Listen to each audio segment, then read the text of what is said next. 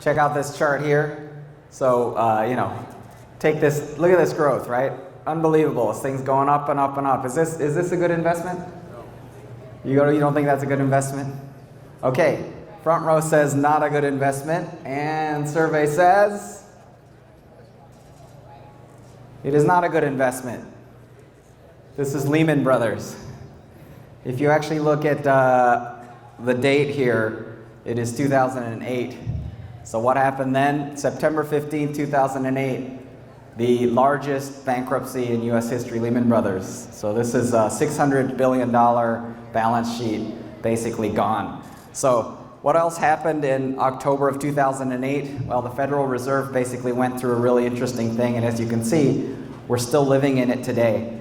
If you look at the beautiful balance sheet that they had up until that date, everything was going so well. And now the economy is in a different state. The government's in a different state. Downstream of $12.3 trillion of money printing, $10 trillion in negative yielding bonds, as well as 654 interest rate cuts. So we're in a new world, right? And this new world is the world of Satoshi Nakamoto, Bitcoin, right? So cryptocurrency has changed, and the open source peer-to-peer money white paper that Satoshi released, he released it on October 31st, the next month after the collapse of Lehman. So Bitcoin is here, and Bitcoin is here to stay. It is a tremendous backplane to a very large phenomenon that is the entire cryptocurrency, or what I like to call the open source money movement. So the open source money movement is here, and it's quite exciting to see what is happening. So one thing that I wanted to share with you is a little bit of animation related to the phenomenon called ICO. So if you look at the animation that you're seeing on the screen here, you're actually seeing a few ICOs that are already happening in early August. That's the Ethereum ICO, $19 million raised in ICO, and we're already starting to head into 2015. It's color-coded, so you can see that the first ICOs were in Europe, for the most part, including the Ethereum blockchain, and now you're seeing the growth of additional ICOs. That's actually the first North American ICO just popped into view on this chart. So, this whole chart actually leads to that's the DAO, fairly large ICO, 168 million, and the fork of Ethereum into Ethereum Classic happened at that time. So now we're starting to cook because we're starting to get into 2017. And 2017 is really when things start to pick up. So we're right now at about $500 million in total ICO. Now we're at $1 billion. Okay, now we're at $2 billion. Now we're at $3 billion. Now we're at 4.5. Now we're at $5 billion. Now we're north of $6 billion. This is where we're at today. Right, so the ICO phenomenon is quite real, and what we have now is we have over 4,000 crypto assets that are regularly exchanged across a variety of exchanges. So here's the exciting thing about what's happening is this is also a giant developer talent grab. Right, so if you're a developer and you're thinking about what technology to get interested in, I'm thinking that blockchain and cryptocurrency could be that could be your thing. So pretty exciting to look at. So what are the implications of this? So to me, I like to look at it this way, is I like to think that at the moment ICO is a pillow fight, and it's a pillow fight because nobody's getting materially harmed. It may be north of $6 billion raised. But if you actually look at that in proportion, we're talking about a crypto sphere that's at least 300 billion. And if you look at that in proportion, here's the sizes of the large coins. At the moment, things are a little different. Bitcoin's quite a bit smaller. Ethereum's a little bigger. A couple of things happen. Ripple's a little bit bigger. But if you look at the pie slice at the very top center, that pie slice is ICOs.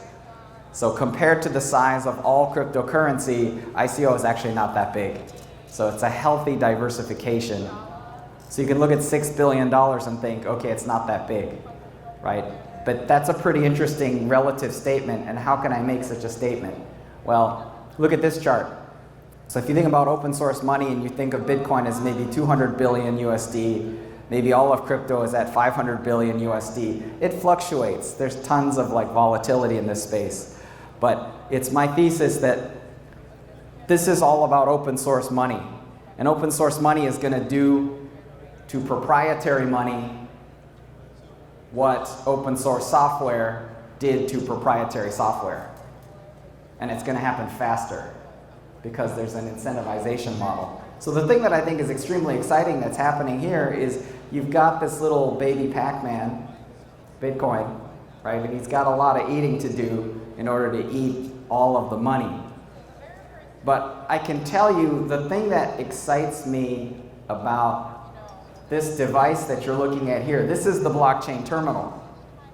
And this is going to land on 80,000 hedge fund trader desktops, representing 16 trillion US dollars in assets under management. So if you think about that, $16 trillion is about half of the amount of physical money that there is on Earth.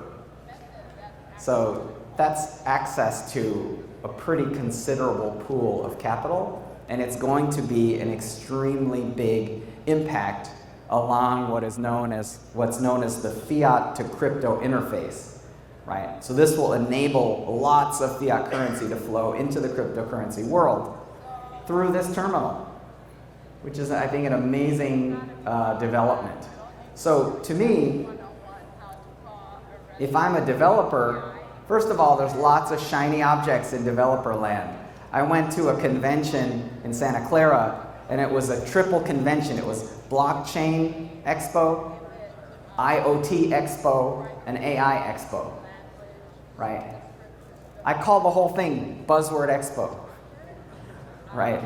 So the thing that I think is silly is that people are conflating these technology trends, and they're really not understanding that what's happening with decentralized open source money is something that is orders of magnitude more important. And what we're seeing here is, you've seen transmission control protocol, internet protocol, file transfer protocol. We're moving towards money transfer protocol. That is, Bitcoin is a money transfer protocol. You're talking about the emergence of an entire internet of value. The fact that north of $6 billion can slosh into startups through cryptocurrency is more than the amount of venture capital that is flowing into anything during that period of time. So if you're a developer and you're thinking, what is the next technology that I should involve myself in, this is for sure orders of magnitude bigger than IoT Expo or, and I'm an AI maximalist, but I still contend that AI is another technology, whereas this is something wholly different and much larger. So what I wanted to do is to talk about this context of the killer apps that will appear in this terminal. So I think one of the things that happens when this terminal lands on 80,000 desktops is, of course, trading. But I think the thing that is exciting to me is that this terminal has a potential to organize the entire cryptocurrency space. And one of the projects that I'm working on is a nonprofit called the ICO Governance Foundation. And the Governance Foundation is essentially developing, in conjunction with the Masari registry, with Consensus, and with the Ethereum blockchain, essentially an on-chain disclosure standard for ICOs. And we're developing something that's equivalent to like an S1 filing for ICOs. And that's going to be deployed in the context of Blockchain Terminal as a killer app. The other thing that's extremely exciting to me about this is, you notice the URL here is cgblockchain.com. So the other killer app is actually a blockchain that helps to provide compliance applications. And the compliance applications will be not just for crypto hedge funds, but it will be for all hedge funds. So all 80,000 desktops that get this software and hardware combination, they're all going to be powered by a CG blockchain compliance guard solution. Now obviously that's an optional solution, but the thing that will do is it will be the killer app within a killer app store. So that to me is the excitement here, right? Which is that developers are all familiar with the iTunes App Store, they're all familiar with the Google Play App Store.